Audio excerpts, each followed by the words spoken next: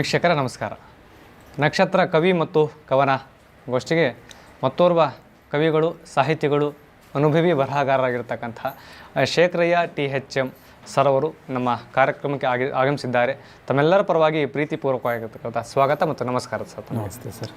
ನಮ್ಮ ನಕ್ಷತ್ರ ಕವಿ ಮತ್ತು ಕವನಕ್ಕೆ ಇವತ್ತು ನಮ್ಮೊಂದಿಗೆ ನೀವು ಭಾಗಿಯಾಗಿದ್ದೀರಿ. ಕೆಲ ಕಾಲ ಕವನಗಳನ್ನು ಓದೋಣ, ಕೆಲ ಕಾಲ ಕವನಗಳನ್ನು ಕೇಳೋಣ, ಅದರಿಂದ ಕೆಲವೊಂದು ಸಂದೇಶಗಳನ್ನ ಅರ್ಥಕೊಳ್ಳುವಂಥ ಪ್ರಯತ್ನವನ್ನು ಈ ಒಂದು ಗೋಷ್ಠಿಯಲ್ಲಿ, ಒಂದು ಸಂಚಿಕೆಯಲ್ಲಿ ಮಾಡುವ ಪ್ರಯತ್ನವನ್ನು ಮಾಡೋಣ ಅಂತ ಹೇಳ್ತಾ ಸಂಕ್ಷಿಪ್ತವಾಗಿ ತಮ್ಮ ಪರಿಚಯವನ್ನು ಮಾಡ್ಕೊಳ್ಳೋದಾದರೆ ವೀಕ್ಷಕರಿಗೆ.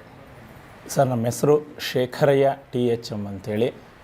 ಸರ್ಕಾರಿ ಹಿರಿಯ ಪ್ರಾಥಮಿಕ ಶಾಲೆ ಗೆದ್ದಲಗಟ್ಟೆ, ಕೂಡ್ಲಿಗಿ ತಾಲೂಕು, ವಿಜಯನಗರ ಜಿಲ್ಲೆಯಲ್ಲಿ ಸಹಶಿಕ್ಷಕನಾಗಿ ಕಳೆದ 18 ವರ್ಷಗಳಿಂದ ಕರ್ತವ್ಯವನ್ನು ನಿರ್ವಹಿಸ್ತಾ ಇದ್ದೇನೆ. ಹಾಗೆ ನನ್ನ ವಿದ್ಯಾಭ್ಯಾಸ MA BEd ಮತ್ತು ಸಾಹಿತ್ಯಿಕವಾಗಿ ಆರಂಭದ ದಿನಗಳಿಂದನೂ ನನ್ನ ಪ್ರಯತ್ನಗಳು ಸತತವಾಗಿ ಸಾಗ್ತಾ ಇದ್ದಾವೆ. ಈಗ ನನಗೆ ಒಂದಷ್ಟು ಪಕ್ವತೆ ಅನ್ನುವಂತಹ ಭಾವನೆ ಬಂದಿದೆ. ಹಾಗಾಗಿ ನಾನು ಬರೆದಿರುವಂತಹ ಕೆಲವೊಂದು ಕಥೆಗಳಾಗಿರ್ಬೋದು, ಕವನಗಳಾಗಿರ್ಬೋದು, ಲೇಖನಗಳಾಗಿರ್ಬೋದು, ಇವು ನಾಡಿನ ಹೆಸರಾಂತ ಪತ್ರಿಕೆಗಳಾಗಿರುವಂತಹ ತುಷಾರ್ ಇರ್ಬೋದು, ಹೊಸತು, ಇವುಗಳಲ್ಲಿ ಪ್ರಕಟ ಆಗಿದೆ ಅಂತ ಹೇಳಿದರೆ ನನಗೆ ಒಂದಷ್ಟು ಸಂತೃಪ್ತಿ ಇದೆ. ಪರವಾಗಿಲ್ಲ, ನಾನು ಸಾಹಿತ್ಯದಲ್ಲಿ ಒಂದಷ್ಟು ಪಕ್ವತೆಯನ್ನು ಪಡೆದುಕೊಳ್ಳುವ ದಾರಿಯಲ್ಲಿ ಸಾಗ್ತಾ ಇದ್ದೇನೆ. ಹಾಗೆಯೇ ವಚನ ಸಿರಿ ಎನ್ನುವಂತಹ 251 ವಚನಗಳನ್ನು ಒಳಗೊಂಡಂತಹ ಒಂದು ಕೃತಿಯನ್ನು ಬರೆದಿದ್ದೇನೆ. ಸದರಿ ಕೃತಿಗೆ ಕನ್ನಡದ ಹೆಸರಾಂತ ಕಥೆಗಾರರು ಹಾಗೂ ವಚನ ಸಾಹಿತ್ಯವನ್ನು ಅತ್ಯಂತ ವಿಸ್ತೃತವಾಗಿ ಅಧ್ಯಯನ ಮಾಡಿರುವಂತಹ ಶ್ರೀ ಅಮರೇಶ್ ನುಗುಡೋಣಿ ಅವರು ಇದಕ್ಕೆ ಮುನ್ನುಡಿಯನ್ನು ಬರೆದಿದ್ದು ಹಾಗೂ ಪುಸ್ತಕದ ಬಿಡುಗಡೆಗೂ ಅವರು ಆಗಮಿಸಿದರು. ಬಹಳ ಖುಷಿಯಾಯಿತು.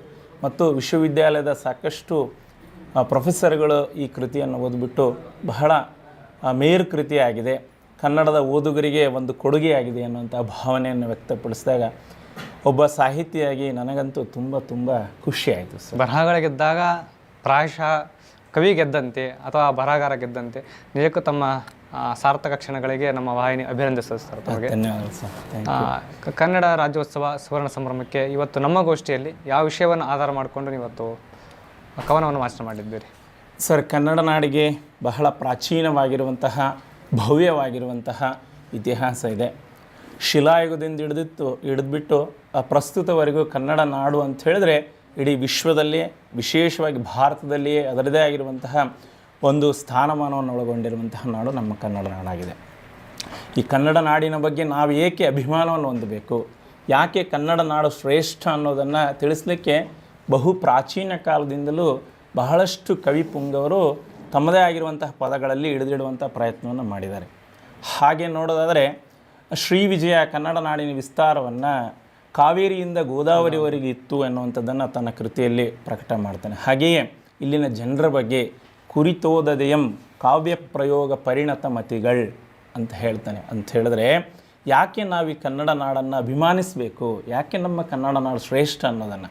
ಹಾಗೆ ಬರ್ತಾ ಬಹಳಷ್ಟು ಕವಿಗಳು, ವಿಶೇಷವಾಗಿ ಮಹಾಲಿಂಗರಂಗ ಹೇಳ್ತಾನೆ ಏನಂತ, ಕನ್ನಡ ಭಾಷೆ ಅಂತ ಸೊಗಸಾಗಿರುವಂಥ ಭಾಷೆ ಅಂತ ಹೇಳಿದರೆ, ಸುಲಿದ ಬಾಳೆಯ ಹಣ್ಣಿನಂದದಿ, ಅಳಿದ ಉಷ್ಣದ ಹಾಲಿನಂದದಿ, ಕಳಿದ ಕಬ್ಬಿನ ಸಿಗಿರಿನಂದದಿ ಸುಲಭವಾಗಿರ್ಬೋದು ಕನ್ನಡ. ಹಾಗಾಗಿ ಕನ್ನಡ ನಾಡಿನ ಬಗ್ಗೆ ನಾವು ಏಕೆ ಅಭಿಮಾನವನ್ನು ಹೊಂದಬೇಕು ಎನ್ನುವಂತಹ ಒಂದು ಸಿದ್ಧ ಮಾದರಿಯೇ ನಮ್ಮ ಮುಂದಿದೆ ಸರ್. ಖಂಡಿತ. ಆ ಸಿದ್ಧ ಮಾದರಿಯನ್ನು ಓದುಗರಿಗೆ ಮತ್ತು ಕನ್ನಡಿಗರಿಗೆ ತಿಳಿಸುವಂತಹ ಪ್ರಯತ್ನದ ನಿಟ್ಟಿನಲ್ಲಿ ನಾನು ಒಂದು ನಿಜ ಸ್ವರ್ಗವು ಎನ್ನುವಂತಹ ಒಂದು ಕವನವನ್ನು ವಿಶೇಷವಾಗಿ ಕರ್ನಾಟಕ ಎನ್ನುವಂಥ ಹೆಸರು ಪಡೆದಂತಹ ಈ 50 ವರ್ಷಗಳ ಸುವರ್ಣ ಸಂಭ್ರಮದಲ್ಲಿ ವಾಚನ ಮಾಡಲಿಕ್ಕೆ ಬಹಳ ಖುಷಿ ಅನ್ನಿಸ್ತಾ ಇದೆ ನನಗೆ. ವಾಚನ ಮಾಡ್ಕೊಳ್ಳಿ ಸರ್. ನನ್ನ ಕವನದ ಶೀರ್ಷಿಕೆ ನಿಜ ಸ್ವರ್ಗವು. ಕನ್ನಡದ ಈ ನೆಲವು ಸಮೃದ್ಧಿಯ ಹೊಲವು, ನದಿ ಝರಿ ತೊರೆಗಳ ಸಂಗೀತವು, ಸಹ್ಯಾದ್ರಿ ಕೊಡಚಾದ್ರಿ ಬಯಲೊಳಗೆ ಸ್ಕಂದಾದ್ರಿ, ಸಿರಿಗಂಧ ತರುಗಳ ಸಂಕೀರ್ಣವು. ಎರಡನೇ ಒಂದು ಚರಣದಲ್ಲಿ ನೀವು ವಿಶೇಷವಾಗಿರುವಂಥ ಒಂದು ಪದವನ್ನು ನಾವು ಬಳಸಿದ್ದೀವಿ, ಸ್ಕಂದಾದ್ರಿ ಅನ್ನುವಂಥದ್ದು. ಸ್ಕಂದ ಸಿರಿ ಅಂದರೆ ಸಂಡೂರಿನ ಸ್ಕಂದ ಸಿರಿ ಬಯಲೊಳಗಿದೆ. ಇದುವರೆಗೆ ಸಾಕಷ್ಟು ಪದ್ಯಗಳನ್ನು ನಾನು ಕನ್ನಡದ ಬಗ್ಗೆ ವಾಚನ ಮಾಡಿದಾಗ ನಮ್ಮ ಸ್ಕಂದಾದ್ರಿಯನ್ನು ಎಲ್ಲೂ ಉಲ್ಲೇಖ ಮಾಡಿರಲಿಲ್ಲ. ನನ್ನ ಮನಕ್ಕೆ ಒಂದು ಒಳಪು ಬಂತು, ನಾವು ನಮ್ಮ ಸ್ಕಂದಾದ್ರಿಯನ್ನು ಯಾಕೆ ಪರಿಚಯ ಮಾಡಬಾರ್ದು ಅಂಥೇಳಿ. ಮುಂದೆ ಹೇಳ್ತಾ ಹೋದರೆ, ಶಿಲೆಯೊಳಗೆ ಕಲೆಯನ್ನು, ಕಲೆಯೊಳಗೆ ಚೆಲುವನ್ನು ಹಿಡಿದಿಟ್ಟ ಶಿಲ್ಪಿಗಳ ಕೈ ಚಳಕವು, ಸೂಕ್ಷ್ಮ ಕುಸಿರಿಯ ಕೆಲಸ ತೀಕ್ಷ್ಣದಿ ಈಕ್ಷಿಸೆ ಸೋಜಿಗವು ಅಚ್ಚರಿಯು ಮೈಪುಳಕವು ಕದಂಬರಾದಿಯು ಇಕ್ಕೇರಿ ಕೆಳದಿಯು ವಿಜಯನಗರದ ಅರಸು ಇನ್ನೂ ಹಲವು ಇಮ್ಮಡಿ ಮುಮ್ಮಡಿ ಹೆಸರಾದ ನಾಲ್ವಡಿ ಕಿತ್ತೂರು ರಾಣಿಯ ವೀರತ್ವವು ರನ್ನ ಪಂಪರ ಕೃತಿಯು ಶಿಶುನಾಳರ ಸ್ತುತಿಯು ಕುವೆಂಪು ಬೇಂದ್ರೆಯರ ಸಾಹಿತ್ಯವು ಜಾತಿ ಬೇಡೆನ್ನುವ ಮನುಜರೊಂದೆನ್ನುವ ಹಲವು ಶರಣರ ನುಡಿಯ ಆತ್ಮಬಲವು ಸಾಧುವಿಗೆ ಸಾಧಾಗಿ ಮಧುರರಿಗೆ ಮಧುವಾಗಿ ಕಲಿಗಳಿಗೆ ಮಹಾ ಕಲಿಯು ನಾವು ಶಾಂತಿಗೆ ಕ್ರಾಂತಿಗೆ ಹೆಸರಾದ ಈ ನಾಡು ನಮ್ಮದೆನ್ನಲು ನಮಗೆ ಬಹು ಗರ್ವವು ಕನ್ನಡವು ಕಣಕಣದಿ ತುಂಬಿರಲು ಮನದಿ ಈ ನಮ್ಮ ನಾಡನಿಗೆ ಯುವಕರಿಗೆ ಈ ನಮ್ಮ ನಾಡನಿಗೆ ಯುವಕರಿಗೆ. ಈ ಕವನವನ್ನು ವಾಚನವನ್ನು ಕೇಳಿದವರಿಗೆ ಕನ್ನಡ ಇದುವರೆಗೆ ಹೇಗಿತ್ತೆ ಗೊತ್ತಿಲ್ಲ, ಇನ್ಮೇಲೆ ಆದರೂ ಸ್ವರ್ಗ ಆಗುತ್ತೆ ಅನ್ನುವಂಥದ್ದು ಪ್ರತಿಯೊಬ್ಬರಿಗೂ ಸ್ಫುರಿಸುವಂಥ ಭಾವನೆ.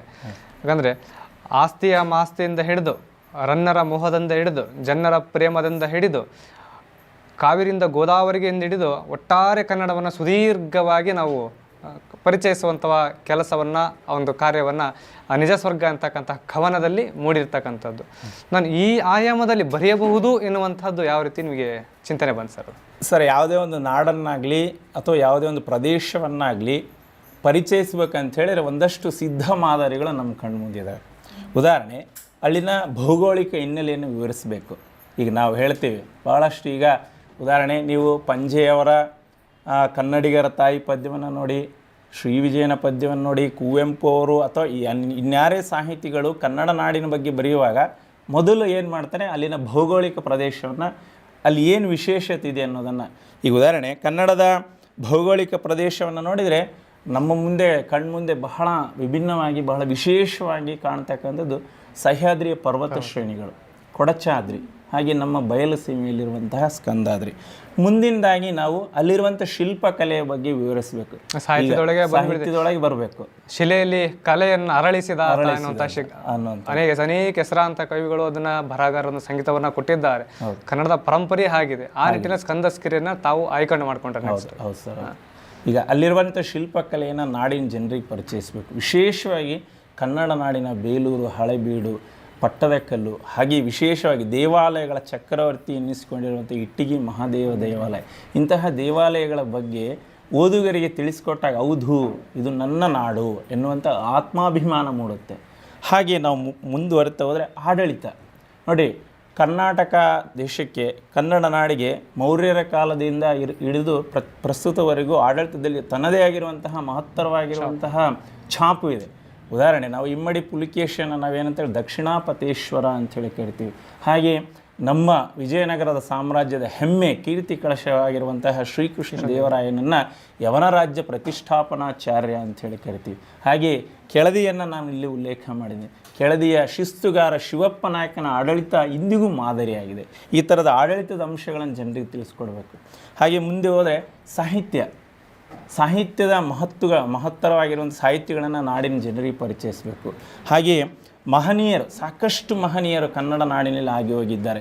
ನೀವು 12ನೇ ಶತಮಾನದ ವಚನ ಸಾಹಿತ್ಯ, ಶರಣ ಸಾಹಿತ್ಯವನ್ನು ನೋಡಿದರೆ, ಆಗಲೇ ನೀವು ಸಂದರ್ಶನದಲ್ಲಿ ಪ್ರಶ್ನೆಗಳನ್ನು ಕೇಳ್ತಾ ಇದ್ರಿ, ನನಗೆ ಬಹಳ ಖುಷಿ ಆಯಿತು. ಸಾಹಿತ್ಯದಿಂದ ಸಮಾಜ ಪರಿವರ್ತನೆ ಸಾಧ್ಯ ಇದೆ ಅನ್ನಲಿಕ್ಕೆ ಅತ್ಯಂತ ಒಳ್ಳೆಯ ನಿದರ್ಶನ ಯಾವುದು ಅಂತ ಹೇಳಿದ್ರೆ 12ನೇ ಶತಮಾನದ ವಚನ ಸಾಹಿತ್ಯ. ಆ ವಚನ ಆಧಾರದ ಮೇಲೆ ಇವತ್ತು ನಡೀತಾ ಇದೆ. ಹೌದು ಸರ್. ಇವತ್ತು ಯಾವುದೇ ನೀವು ಭಾಷಣ ಮಾಡೋರು ಇದರಲ್ಲಿ ಅಥವಾ ಯಾವುದೇ ಉಲ್ಲೇಖ ಮಾಡುವಾಗ ಒಂದು ವಚನವನ್ನು ಉಲ್ಲೇಖ ಮಾಡ್ತಾರೆ ಅಂತ ಹೇಳಿದ್ರೆ, ಸೂರ್ಯ ಚಂದ್ರ ಇರುವವರೆಗೂ ಆ ವಚನ ಸಾಹಿತ್ಯ ಏನಿರುತ್ತೆ ಅಜರಾಮರವಾಗಿ ಉಳ್ಕೊಳ್ಳುತ್ತೆ. ಆ ಥರದ ಮಹನೀಯರನ್ನು ಪರಿಚಯ ಮಾಡ್ಕೊಳ್ಬೇಕು. ಹಾಗೆ ಜನಸಾಮಾನ್ಯರ ಬಗ್ಗೆ ಪರಿಚಯ ಮಾಡ್ಕೊಳ್ಬೇಕು ಸರ್. ನೀವು ಬಾದಾಮಿಯಲ್ಲಿರುವಂಥ ಕಪ್ಪೆ ಅರೆಭಟ್ಟನ ಶಾಸನದಲ್ಲಿ ಬಹಳ ಚೆನ್ನಾಗಿ ಹೇಳ್ತೇನೆ. ಕಪ್ಪೆ ಅರೆಭಟ್ಟ ಕನ್ನಡ ಜನರು ಎಂಥವರು, ಮೊದಲ ತ್ರಿಪದಿ ಅದು ಏನು, ಸಾಧುಗೆ ಸಾಧು, ಮಾಧುರ್ಯಂಗೆ ಮಾಧುರ್ಯಂ, ಬಾಧಿಪ್ಪ ಕಲಿಗೆ ಕಲಿಯುಗ ವಿಪರೀತನ್, ಮಾಧವನೀತನ್ ಪೆರನಲ್ಲ. ಅಂದರೆ ಕನ್ನಡ ನಾಡಿನ ಜನಸಾಮಾನ್ಯರು ಎಂಥವರು ಅಂತ ಹೇಳಿದ್ರೆ, ನೀನು ಸಾಧುವಾಗಿದೆಯಾ, ನಾನು ಸಾಧುವಾಗಿರ್ತೀನಿ. ನೀನು ಮಾಧುರ್ಯವಾಗಿದೆಯಾ, ನಾನು ಮಾಧುರ್ಯವಾಗಿರ್ತೀನಿ.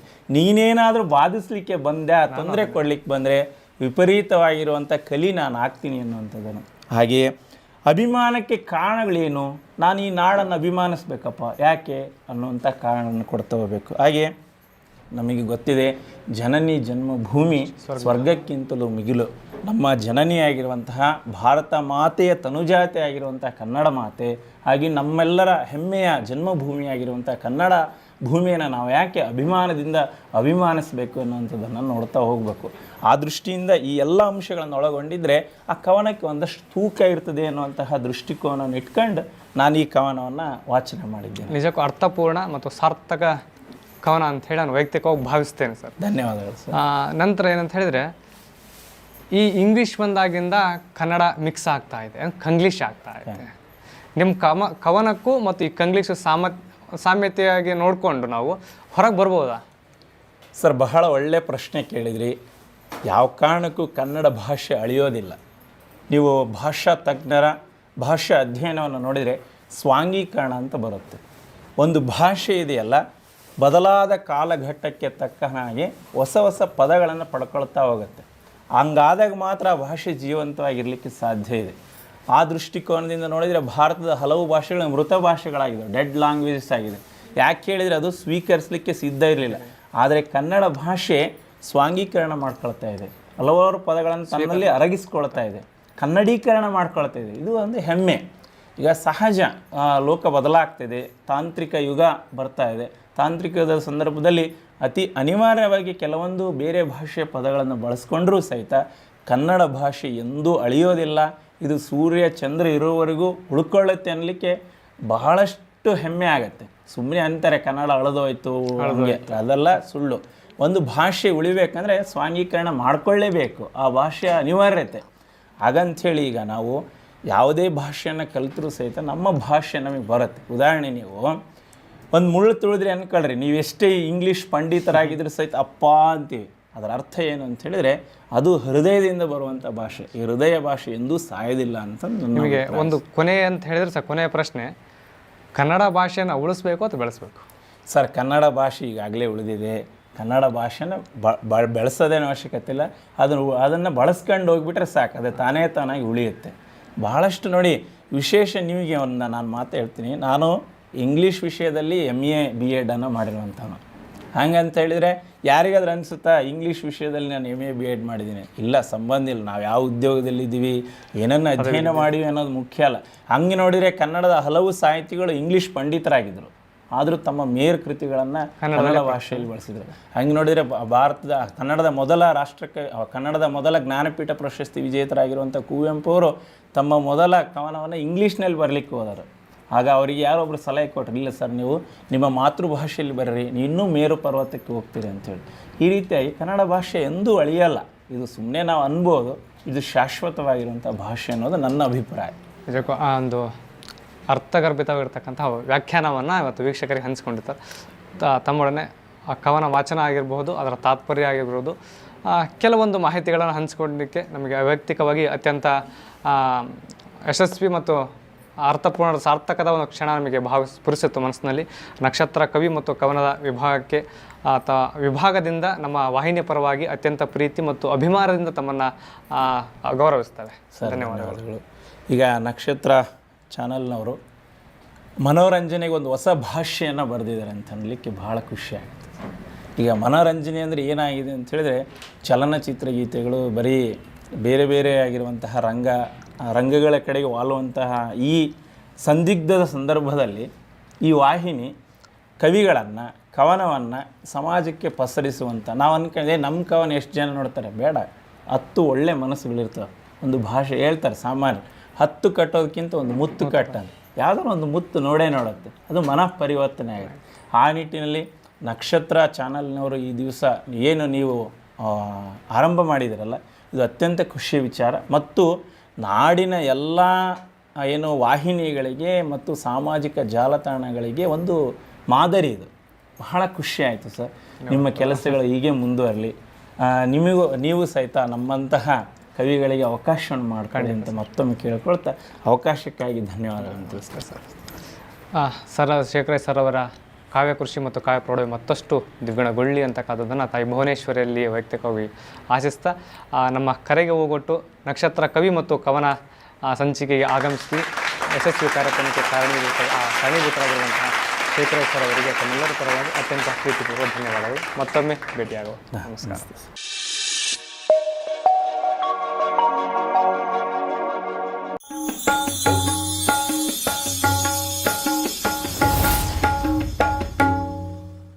ನಕ್ಷತ್ರ ಟಿವಿ ಲೋಕಲ್ ನ್ಯೂಸ್, ಇದು ನಿಮ್ಮದೇ ಧ್ವನಿ.